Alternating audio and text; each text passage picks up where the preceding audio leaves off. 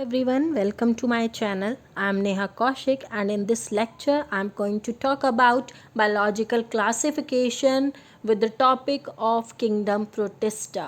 अभी आपने मेरी जो लास्ट वीडियो देखी उसमें मैंने मेंशन किया था किंगडम मोनारा के बारे में. आज हम पढ़ेंगे किंगडम प्रोटिस्टा के बारे में. ठीक है, नेक्स्ट किंगडम है ये हमारा. जैसे कि मैंने आपको पहले ही बताया था किंगडम मोनारा हम पढ़ चुके हैं यहाँ तक, मतलब इतना पोर्शन हम कवर कर चुके हैं और आज हम कवर करेंगे इसमें किंगडम प्रोटिस्टा के बारे में. तो किंगडम प्रोटिस्टा की तरफ हम बढ़ते हैं. Kingdom protista, all single celled eukaryotes are placed under protista. मतलब जितने भी सिंगल सेल ऑर्गेनिजम्स हैं और वो यूकेरियोट्स हैं, मतलब उनमें वेल डेवलप्ड न्यूक्लियस पाया जाता है, तो वो किस में इंक्लूड होंगे? किंगडम प्रोटिस्टा में इंक्लूड होंगे. फिर जितने भी मेंबर्स हैं प्रोटिस्टा के वो सब एक्वेटिक होते हैं. ठीक है. द प्रोटिस्टन सेल बॉडी, इनकी जो सेल बॉडी है उनमें वेल डिफाइंड न्यूक्लियस प्रेजेंट होता है. अभी मैंने आपको ये बताया वेल डिफाइंड न्यूक्लियस अगर प्रेजेंट है तो सेल ऑर्गेनल्स भी प्रेजेंट होंगे. ठीक है. इनके पास फ्लैजिला भी प्रेजेंट होता है और या फिर सीलिया प्रेजेंट होगा, दोनों में से कोई एक प्रेजेंट होगा. ठीक है. इनमें जो रिप्रोडक्शन होता है वो एसेक्सुअली भी हो सकता है और सेक्सुअली भी हो सकता है, डिपेंड करता है. ठीक है. और कौन कौन से प्रोसेसेस होते हैं, किन प्रोसेस के थ्रू ये करेंगे? या तो सेल का फ्यूजन होगा या फिर जाइगोट फॉर्मेशन होगा. ठीक है. अगर सेक्सुअली प्रोड्यूस करेंगे तो जाइगोट फॉर्मेशन के थ्रू होगा और अगर एसेक्सुअली रिप्रोड्यूस करेंगे तो ये इनमें फ्यूजन का प्रोसेस होगा. ठीक है. किंगडम प्रोटिस्टा में कौन कौन इंक्लूड है? क्राइसोफाइट्स हैं, डाइनोफ्लैजिलेट्स हैं, युग्नेलॉइड्स हैं और स्लाइम माउल्ट्स हैं और प्रोटोजोन्स हैं. ये सब मेंबर्स हैं किंगडम प्रोटिस्टा के. वन बाय वन हम इनको पढ़ेंगे कि कौन किसका नेचर क्या है. सबसे पहले आते हैं क्राइसोफाइट्स पर. इनमें डायटम्स और गोल्डन एल्गी जो है वो इंक्लूड होते हैं. डायटम्स के बारे में आपने सुना ही होगा. जो वाटर का सरफेस होता है, आपने देखा होगा जो स्टैग्नेंट वाटर होता है उनका जो सरफेस है वहाँ पर पाया जाता है डायटम्स. ठीक है. जो भी ऊपर फाइटोप्लैंक्टन्स हम जिनको बोलते हैं उनमें डायटम्स इंक्लूड होते हैं. फ्रेश वाटर में भी मिलते हैं और मैराइन वाटर में भी मिलते हैं. ठीक है. मेनली अभी जो मैंने आपको पॉइंट बताया वही ये पॉइंट है कि ये माइक्रोस्कोपिक होते हैं और वाटर के ऊपर फ्लोट करते हैं, जिनको हम प्लैंक्टन्स बोलते हैं. ठीक है. Diatoms have left behind large amount of cell wall deposits in their habitat. जिस भी जगह डायटम्स रहते हैं वहाँ पर वो अपना सेल वॉल का अमाउंट छोड़ देते हैं. ठीक है. सेल वॉल का कुछ अमाउंट वो अपना वहीं छोड़ देते हैं, जो बहुत साल तक जब उस पर डिकम्पोजिशन या एक्यूमुलेशन उसका होता रहता है. जितना ज़्यादा एक्यूमुलेशन होगा उतना ज़्यादा वो अर्थ पर स्टे करेगा. तो उसको हम क्या बोलते हैं? डायटमेशियस अर्थ बोलते हैं. ठीक है. जब वो बिलियन ऑफ ईयर्स तक स्टे करता है किसी भी एक पर्टिकुलर प्लेस पर. डायटम्स जो हैं उनको हम ओशियन के प्रोड्यूसर्स के नाम से जानते हैं. मतलब ओशियन में जितना भी प्रोडक्शन होगा फूड का वो कौन करता है? डायटम्स करते हैं, इसलिए वो प्रोड्यूसर्स कहलाते हैं ओशियंस के. नेक्स्ट आते हैं डाइनोफ्लैजिलेट्स पर. ये भी मोस्टली मेराइन है, फोटोसिंथेटिक होते हैं, मीन्स अपना खाना फोटोसिंथेसिस के थ्रू बनाएंगे. और येलो कलर के भी मिल सकते हैं या आपको ग्रीन कलर के भी होते हैं, ब्राउन भी होते हैं, रेड भी होते हैं. डिपेंड करेगा कि उनकी सेल में कौन सा पिगमेंट पाया जाता है. जिस भी कलर का उनकी बॉडी में पिगमेंट पाया जाएगा उसी कलर के वो आपको रिप्रेजेंट करेंगे. ठीक है. इनके पास 2 फ्लैजिला प्रेजेंट होते हैं.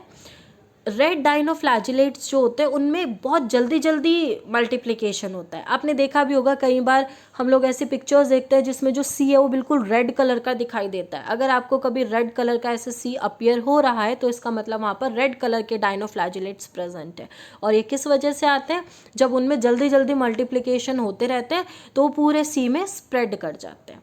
इसका मतलब ये है कि आपका जो सी है अब उसमें टॉक्सिन ऐड हो चुके हैं और वो धीरे धीरे क्या करता है? जितने भी मैराइन एनिमल्स हैं उन सबको मार देता है. फॉर एग्जांपल फिशेस हो गया या और भी जो एनिमल्स पाए जाते हैं, मैराइन एनिमल्स जितने भी हैं वो सब उस टॉक्सिन से मर जाते हैं.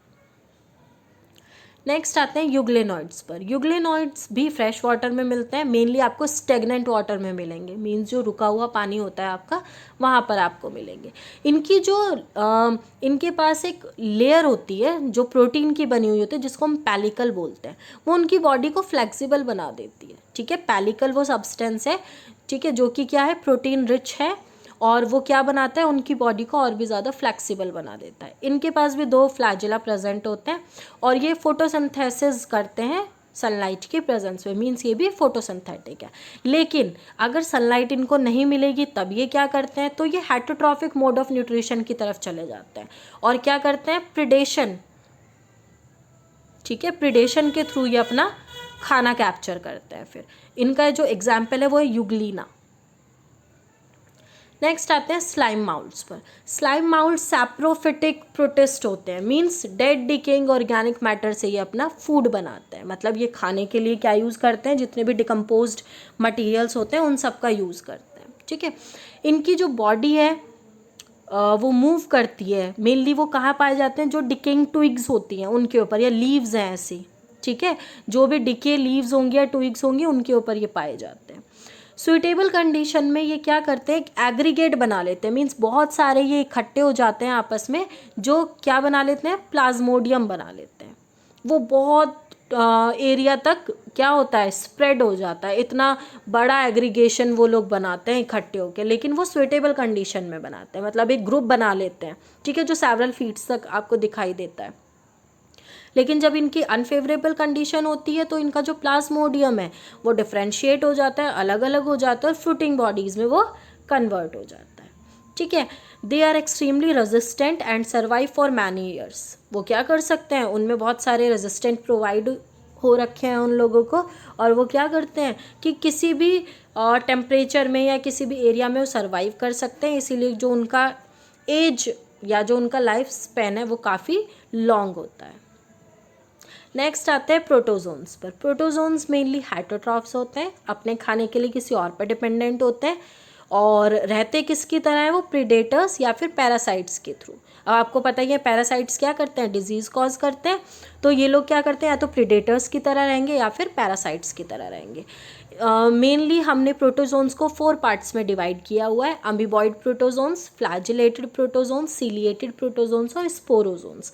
1 बाय 1 मैं आपको पढ़ाती हूँ, ये मैंने वीडियो में तो कवर नहीं किया है, लेकिन हाँ मैं आपको बता देती हूँ कि ये सब होते क्या है। जो अमीबॉइड प्रोटोजोन्स हैं वो फ्रेश वाटर में पाए जाते हैं, या फिर आपको मॉइस्ट सॉइल में मिलेंगे, या फिर सी वाटर में भी आपको ईजिली देखने को मिल जाएंगे, ठीक है। अब हमें नाम से ही पता चल रहा है कि अमीबॉइड प्रोटोजोन्स है, मीन्स इनमें जो फूड कैप्चर करने का जो मैथड है वो कौन सा मैथड होगा, स्यूडोपोडिया होगा। क्यों, क्योंकि जो अमीबा है वो भी क्या करता है, अपना खाना स्यूडोपोडिया के थ्रू ही कैप्चर करता है। इसका बेस्ट एग्जाम्पल क्या है, एंटमीबा हिस्टोलिटिका, ठीक है, वो एक पैरासाइट है, डिजीज़ कॉज करता है। देन आते हैं फ्लैजिलेटेड प्रोटोजोन्स पर। ये फ्री लिविंग है, ठीक है, या फिर ये पैरासिटिक होंगे नेचर में, मीन्स ये भी डिजीज़ कॉज करते हैं। इनमें फ्लैजिला प्रेजेंट होता है, नाम से ही पता चल रहा है हमें फ्लैजिलेटेड है तो मतलब फ्लैजिला प्रेजेंट होगा, ठीक है। और अभी मैंने बताया कि या तो ये फ्री लिविंग होगी या ये पैरासिटिक होंगे। अगर ये पैरासिटिक हुए तो ये डिजीज़ कॉज करते हैं स्लीपिंग सिकनेस, जिसका एग्जाम्पल है ट्रिपेनोसोमा, ठीक है।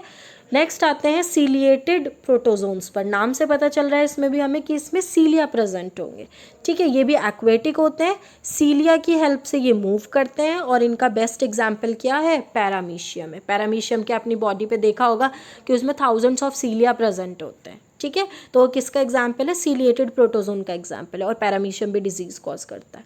नेक्स्ट आते हैं स्पोरोजोम्स पर। स्पोरोजोम्स क्या है, ये जो ऑर्गेनिजम्स हैं ये भी इन्फेक्शियस होते हैं, स्पोर लाइक इनमें एक स्टेज फाइंड आउट होती है, और ये जो स्पोर लाइक स्टेज है उनकी, वो उनकी लाइफ स्पेन में आती ही आती है, ठीक है। For example Plasmodium.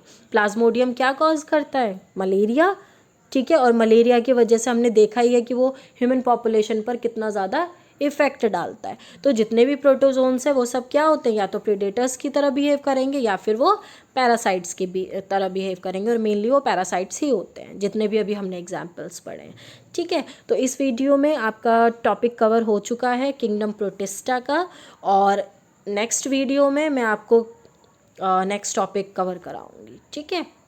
Okay, thank you so much.